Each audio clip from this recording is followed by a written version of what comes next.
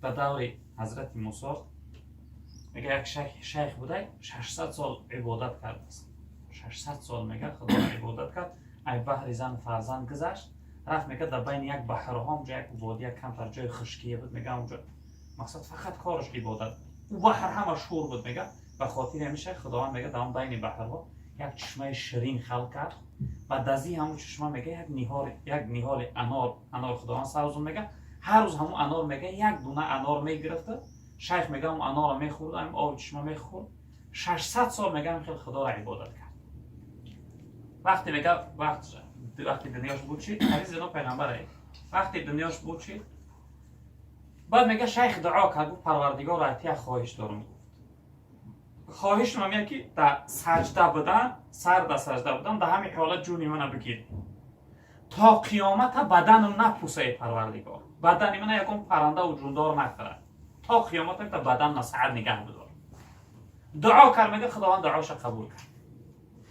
جناب پیامبر صلی الله علیه و میگه وقتی این قصه را ای دور حضرت مسلمان فهمیده میگه بعد ای خداوند طلب کردم که حالت قیامت همین شیخ من خبر کرد که در قیامت چی حال داره 600 سال عبادت کرد ای بحر زن فرزند گذشت فقط کارش چی عبادت بندگی.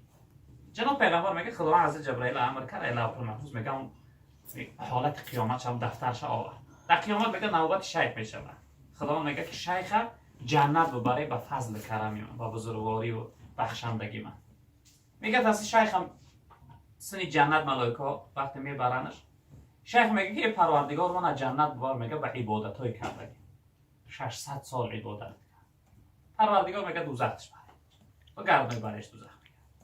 میگه وقتی قریبی دوزخش میبرم بعد شیخ چه از زمین میپرته میگه ای پروردگار چی سیره نفهمیدم خودت گفتی که کسی عبادت کنه و ثواب عبادت جنت میبرم ای پروردگار من نفهمیدم چی سیره پروردگار من از جنت ببر به فضل کرم بعد خداوند گفت گرد بیارش شیخ بیارش من یه خبرش کنم که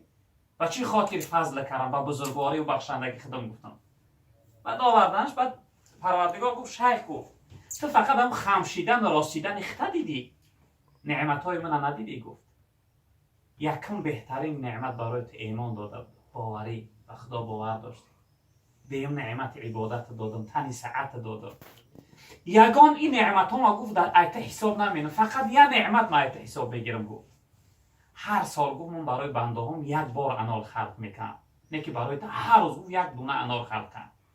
که همون انار یا انار میگرفت همون انار رو میخوردی و دوام عبادت میکرد او بحری که دگیر داد او بحر شور بود برای یک چشمه شیرین در پیشت خلق کنم گفت در بین بحر شور گفت در بین همه نعمت هم فقط همون انار رو من حساب میگیرم پروردگار ملائکه رو امر کرد و هم انار خوردگی چه بیاری میگه انار خوردگی شیخ آوردن در پاره ترازو قیامت موندن میگه عبادتای کنگش در پاره ترازو عبادتاش میگه وزنشو برابر انار خوردگیش نشید بعد میگه شیخ که یک کگوی پروردگار که من جنت بر به فضل کرم